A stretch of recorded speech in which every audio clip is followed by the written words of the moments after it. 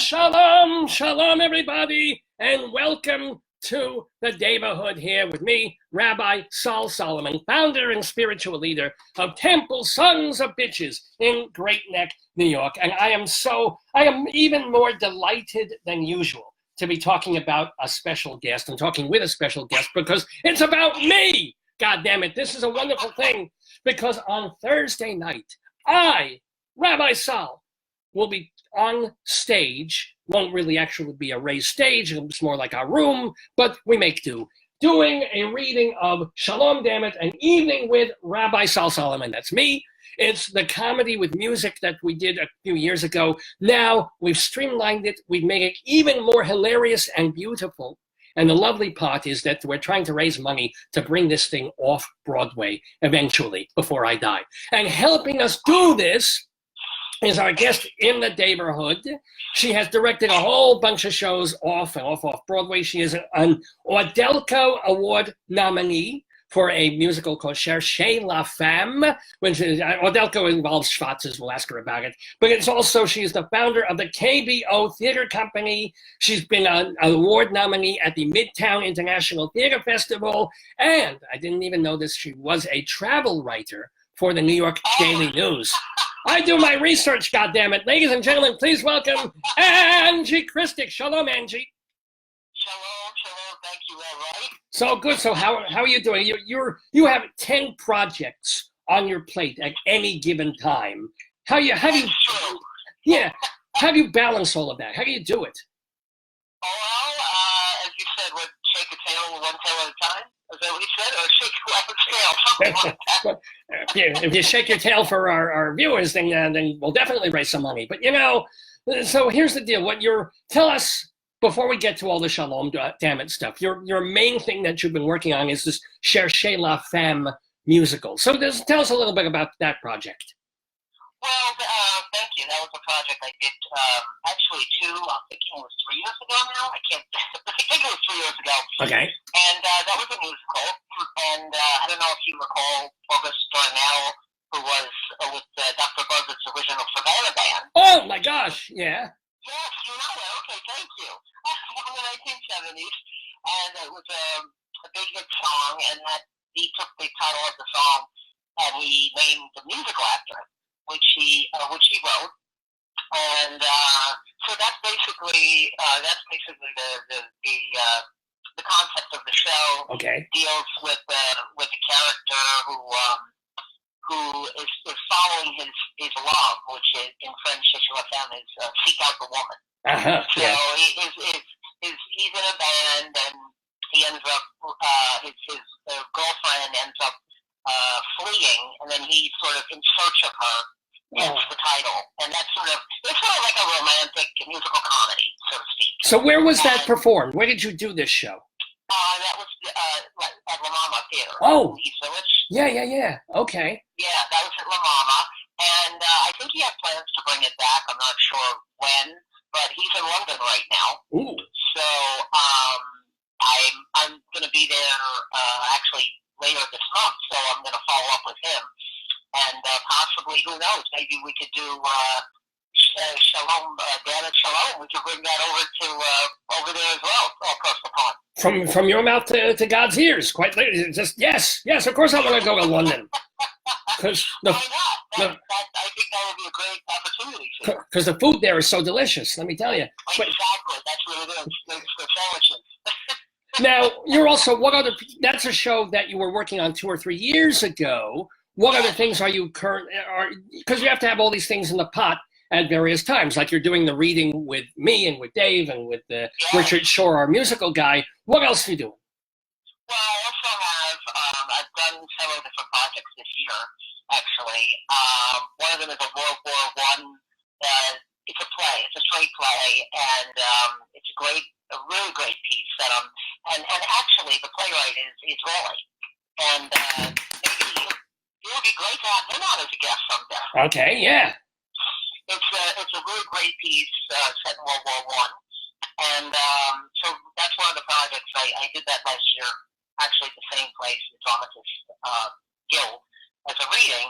And then I'm also doing, I took a couple of scenes scenes out from the play with two of the lead actors. And so that's one of the pieces that I'm working on now. And then the other thing is I also have a reading of a great play called Fabrics, which is coming up this Monday. Cool. So I would love to pass that on to your listeners. So are they allowed? They would like to come. Is it a public reading or a private? I mean, how many, you know? Yeah, you're welcome. Just it's an RSVP. Right. And that's also going to be at the Dramatists Guild as well. And it's going to be this Monday, August the 5th, and that will be at 3:30 p.m. Oh, right in the middle of the day, August the 5th, at 3:30 in the afternoon, a reading of the play Fabrics. Oh, Fabrics, yes. Yeah. And it deals with the famous fictional fashion designer and her daughter. They're estranged, and it's actually a beautiful play, well written. And this is the premiere, the New York premiere of the play. And I'm going to also be doing a reading of it in London in September. Whoa! But let me ask you: you do this a lot. Do you have these shows that are on sort of the ground level, trying to get up and rise up and climb? How often, percentage-wise, even? How many of these things that you've been doing now for like 20 years go past? I wouldn't say it was that long. I'd say it's about. I'm also an actor as well, so I've been doing that for that period of time. But this has been like about the past 10 years. I've been helping to launch new works. So how many of these things really go on to any kind of commercial life, even though they're doing readings, they're trying to get industry, they're trying to get backers? Yeah. How many of them take at least a significant next step? Well, I actually have there were a couple of projects, one that I worked on, which now it's gone up several levels, and they actually have a Broadway producer right now. This is good. Who's working on that as well. And I don't want to name any names, but that's something that you and I can talk about privately. Right, okay. It is right now. There's a lot of potential with the project having the producer attached to it. Very nice. And he's also representing the show as a lead producer. And I also had another musical which I did last year at a theater festival. That has also had a couple of this was a production. This wasn't a reading. This was a full production for a theater fest. And right now that's being shopped around as well. And there was another project that I worked on. This is a project I worked on in Paris. Well, I did it here for the Midtown International Theater Fest. Right. And then I also did it at a festival in Paris, and that's also the actor that I worked with. You may have heard of him. His name is Marc Duray. He's a French actor. And he was in a film called La Femme Nikita. Oh, my God. Okay. Yeah. Jean Reno. Yes, he and I actually reacted together. And he's currently working on some things as a result of he was seen in a play that I cast him in here when he was in New York for a film festival. So he's going on and doing some things with one of the projects. Now, you seem very international. Were you born here? Because you seem to have been in Paris and you go to London and you go. So how American are you, as Donald Trump would ask? Well, actually, a Manhattan native. Oh, okay. Born and raised Manhattanite. Second generation Manhattanite.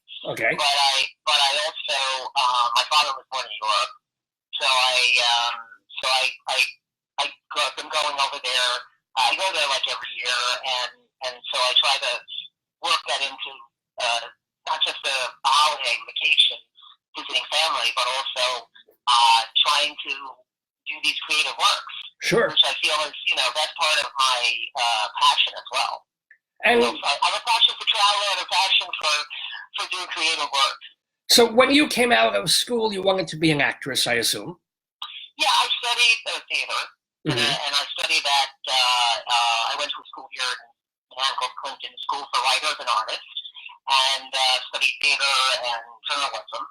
And then I ended up going to another school here in Manhattan called Professional Performing Arts School, which is in Midtown.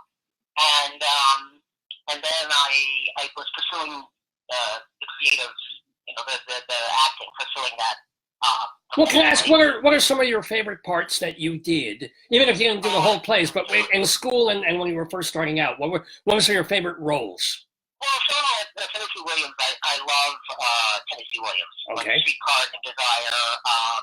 I just did some excerpts from Tennessee Williams, which I wanted to do at the festival, Cat and Ox and Roof, and I did Glass Menagerie with some of my actors.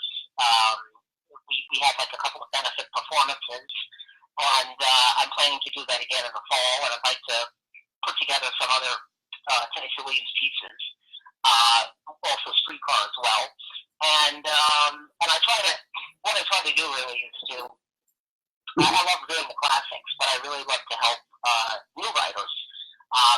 When I find that something is a quality material, regardless of what it is, whether it's a one-person show or a play or a musical, if I find that I feel like this is something that needs to be seen, I really try to help launch that as a creative producer and as a director. Wonderful. And also a dramaturg.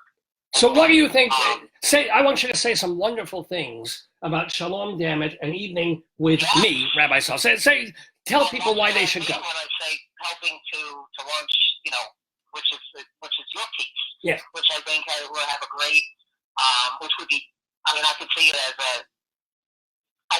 the next step moving to like an off-Broadway venue. Yes, absolutely. Which I think would be absolute, and that's part of being like a creative producer, is envisioning in my mind because I got a lot of experience, not just as a director, but as an actor with different theaters in Manhattan, and I feel like that would be the next step for you. Personally, I'm thinking of the theater in Madison Square Garden as the perfect place for it. So we can get 60,000 people in at one time, convert them, because you can't find 60,000 Jews in New York, and then that would be absolutely perfect. I would love that. You know what? I think that would be the third step. Now, how did you...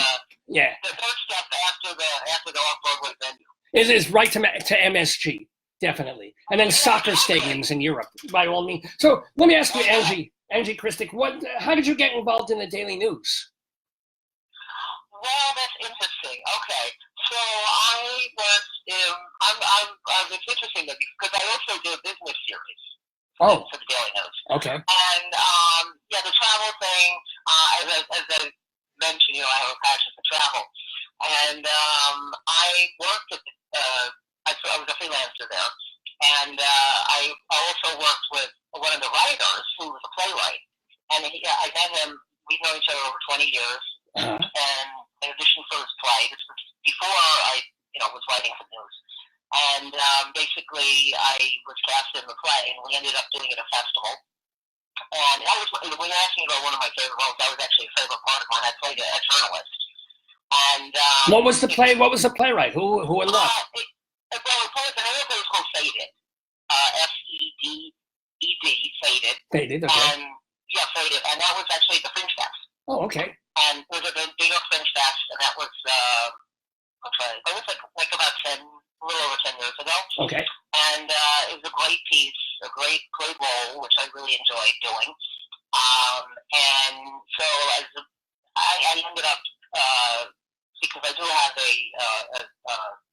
degree also in journalism as well. Right. And so it was something that I was able to have that opportunity, and it was, I really enjoyed doing that at the time. Yeah, okay. But I try to work that into helping writers also as a dramaturg. What is it? Could you explain? Because people still don't have there's a very slippery idea of what a dramaturg is and does. So could you explain that for the audience, please? Sure. I mean, when I look at a piece, I'm looking at it in different aspects, and also being an actor, for me, I'm not saying for everybody else, I'm just saying what I feel I can bring to help the writer, or writers. Mm-hmm. And it's basically to look at the piece, and I try to view it in the sense of being somebody in the audience. I look at it as an audience member, and when I go out, like if I'm not rehearsing, I go out 4 or 5 times a week to see plays, to see everything that I feel would be, I try to go see a lot of new stuff, basically, and to see to look at it and see, okay, you know, some works it takes a while, even stuff that's made it to Broadway. A lot of that it's a process, and it takes a long time. Why does it take so? If you've got a good play, right, and it holds together, why does it take months and years to develop into a commercial property? Okay, well, that's a very good question. First of all, there's a lot of steps involved. I mean, with your piece, I find that the more characters you have, it gets a little more complicated because, you know, you're talking about a lot of different people involved, and also it depends on what the story is about. If you have a musical, that's also more complicated because then you have the music director. You know, it's like double rehearsal time. But essentially, like if you have a piece that it lots of times it has to do with rewrites, and the writer will want to do rewrites, and then sometimes you have, you know, multiple producers, and each case is different, so it's hard to say. I mean, like a lot of the shows, sometimes it's taken them, I've heard, like 10 years to get to Broadway. Well, and sometimes that's money. Sometimes there's a show that would be ready. And that has a lot to do also with the backing, too. Yeah. And sometimes you can't find, with Broadway the way it's been, so many theaters are full. We've had a big shaking out this particular season, but we've had shows that are playing on Broadway 2, 3, 7 years, and that theater is unavailable. We're reducing more turnover. That's also a very good point as well. But I think if you do have a piece, like, you know, with your piece, you've done this years ago. I mean, the concept. Yes. The concept was started originally a while back. So you have I feel you have a very good concept of, you know, what they're doing and how it's being performed. Oh, yes. So to me, it's a matter of like fine tuning it. Okay. It's absolutely. A matter of fine tuning it and making the show tight, and figuring out how to sing in tune, which would be a good thing for me. That don't always do that, but no, I'm kidding. We're talking with ANGIE KRISTIC here. She is directing the reading that we are having on Thursday, this coming Thursday, 7 o'clock at the Dramatists Guild Foundation building over on West 40th. So where Dave and I have been telling people, look, we can't necessarily let you in because only 30 or 40 people can fit into this room. But if you're outside screaming to get in, that's a very nice thing. So just show up, and then we'll turn you away, but we'll thank you very much for showing up. We may give you a discount coupon for a future reading, and then... And there will be another one, yes. Oh, and there's wine and cheese after, which you won't be able to eat if we turn you away. So it's a win-win for all of you. But it's a win-win, and I recommend that you all come down, of course, and then, as Rabbi said, some people will get a seat, and some people will not. The rest of you, Be part of the show. What we can do is open the windows, and then you all can stand out on the street downstairs and hear the music and the comedy wafting down from the second floor of the Dramatists Guild Foundation building. But seriously, yes, I would please come out and see this really terrific show. It really, you will not be disappointed. Oh, absolutely not. Absolutely. Definitely, you know, you've got to put this on your to-do list for next Thursday night at 7 o'clock. Thursday night, 7 o'clock, right in Midtown Manhattan. Let me also ask you, ANGIE KRISTIC, were you involved with Paramount Pictures for a while? I'm sorry, which one? Paramount Pictures? Oh, yes. Well, that was a screen. Yeah, that was when I used to live in L.A. I was working with an actor. He and I met here in acting class a while ago, and he was also a writer, a screenwriter. So he ended up getting this screenplay produced, and we were able to work out of Paramount at one of the studios. We had a screening there of this film at Paramount Pictures. What's really fascinating was that the screening room where we had the screening was the original screening room where they screened Citizen Kane. Whoa. Yeah, so it was very exciting to be in that room. You know, it was an older screening room, not one of the newer ones. Even so. It had it was just incredible. It was really a very special experience. And we ended up also getting a first-time filmmaker's package because my friend was the first-time director from Panavision Film, which is Panavision Studios, which we had a 35 millimeter camera, professional camera. Nice. So that was very exciting, and so that was like my first time as a film producer, really. And it was really it was a very special moment to be, being at the studio and being able to work at the studio. So that's something that, who knows, maybe with your show, we may be doing that one day. God willing, from your mouth, I almost crossed my fingers, which is a very goyish thing to do. I'm not going to do that, but I will say God willing on that, and with your help in making the show better and bringing it to people. Let me also ask you, since you had all this training and even in your actressy days, did you study with Peter Hall at RADA? Yes, I did. I studied directing. What did you learn?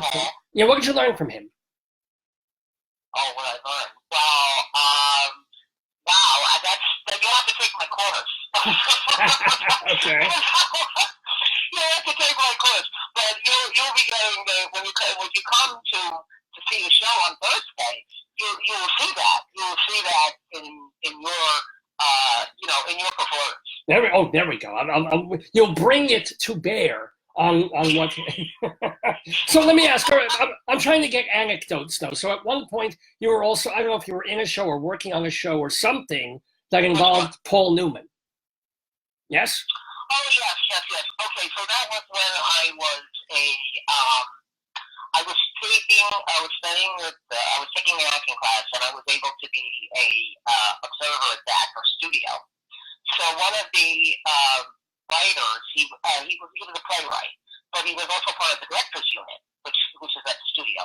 And so they had a benefit one night for Mr. Newman, and that's how I ended up getting to meet him and talk to him briefly, like for a few minutes. Oh, just okay. Yeah. Yeah. I mean, I didn't work with him per se. That was part of the studio, and it's a closed, a closed audience.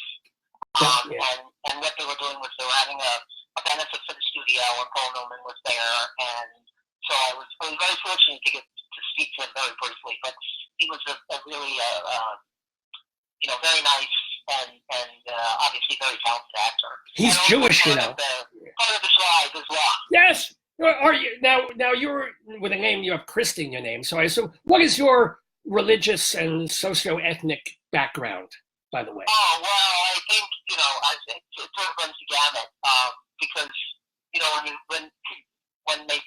when my father's side of the family came to New York, as you know, New York City is a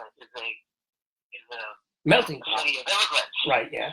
And so when they came back, and my grandparents came back in the day, they came from all over, but basically Mediterranean. Okay. And also Italian, Portuguese, and there's also some Portuguese Jewish, which is very that's very common in New York. No, I didn't realize. So are you partially, or what do you identify as religiously? Oh, well, I would say I'm like not. Don't say that. But Okay, right. No, I'm not really. I would say non-denominational, I guess. Well, what do you believe in besides me? So, obviously, I'm going to be your spiritual guru from now on. Okay, But well, you can be my spiritual guru. But to me, I think I like to, of course, I have respect for the religions, but it's I like to, and I like to participate as well. I mean, been invited to several different things, and of course, I always love, being part of that. But I'm not really, as I said, I have like a respect for the religion. And And also the other question that we like to ask, because you obviously with all these projects 24/7, you're working on something, you're doing a reading, you've got your own stuff, you want to act still, and then, but where does that leave time, and you've got the traveling too, for a personal life? Are you involved in a relationship? You're not married, but what's that situation for you? Well, I guess we'll have to do that for the next segment. Oh, hush, hush on the personal things, huh? We'll have to do that for the next segment. Okay, fair enough. Well, let me ask you, what is your best hobby that has nothing to do with theater or arts or entertainment? How do you wind down? How do you relax? Best hobby? Oh, wow, that's hard to say. I mean, of course I enjoy, going to see films or going to the theater. That's entertainment related. That's nope. Don't going to the museum. I mean, I like in London going to the museums, walking at the South Bank. I love the South Bank. Okay. There's always something fun, exciting going on there. Music. See, I go to Chase Bank twice a week. No fun there at all. I've been to Citibank. I've been to Chase Bank. None of the banks do anything for me. But you seem to have fun at the West Bank and the left. I don't know. Well, what about you? What do you like to do? Oh, I like to perform. Duh. I am an arts person. I like writing and performing Shalom Dammit, which we're going to be doing Thursday. Notice the segue here. This Thursday, August 8th, at the Dramatists Guild Foundation. It is free. We can't let in everyone, but we want everyone to try and get in. So please show up at 6:55 p.m. at the Dramatists Guild Foundation on West 40th between 8th and 9th Street in New York. It's about a 90-minute show. Yeah, sorry. 9th Avenue. 8th and 9th Avenue. 8th and 9th Avenues in New York. It's and then there's wine and cheese afterwards. And it's is the cheese going to be kosher? I don't think so. So it was yes, and don't be late because you'll have to wait outside. Yeah, don't. So everybody, please, you are welcome. We'd love to have as many people as possible. We want people standing on each other's shoulders, and then get on top of the people who are on other people's shoulders, just to fill up this room and have some fun with our show this coming Thursday. Last question for the woman who is directing this reading, Angie KRISTIC. What is the strangest, funniest, weirdest thing that has ever happened to you when you've either been acting or directing in theater? Oh my God! I think I'm good on the spot now. I'm not sure. Oh my God! I have to think about that. Okay, well I'll give you 10 seconds. And you can put that as part of your act. I have to think about that seriously. Being from New York that could be a daily occurrence, Exactly. Well, were there any disaster stories, or anybody drop dead in the audience, or did something fall apart, or did? Oh God, no! I have to say I've been pretty fortunate that I haven't had anything, really crazy happen. But you might be able to. Maybe you can think of something. Now I'm going to have to at the end of the show, I'll set fire to the room just to have something interesting to talk about. Please do not do that. I'll just put some newspapers in the piano and then a little bit of lighter fluid, and then people will be talking about me like Jimi Hendrix. That would be something. No, we don't want that. If it's anything, it's going to be a positive. We gotta think positive. All right. Okay. We gotta look up. Well, I'm very positive about working with Angie KRISTIC as the director of this reading. Yeah. And I am with you as well. And it was a pleasure.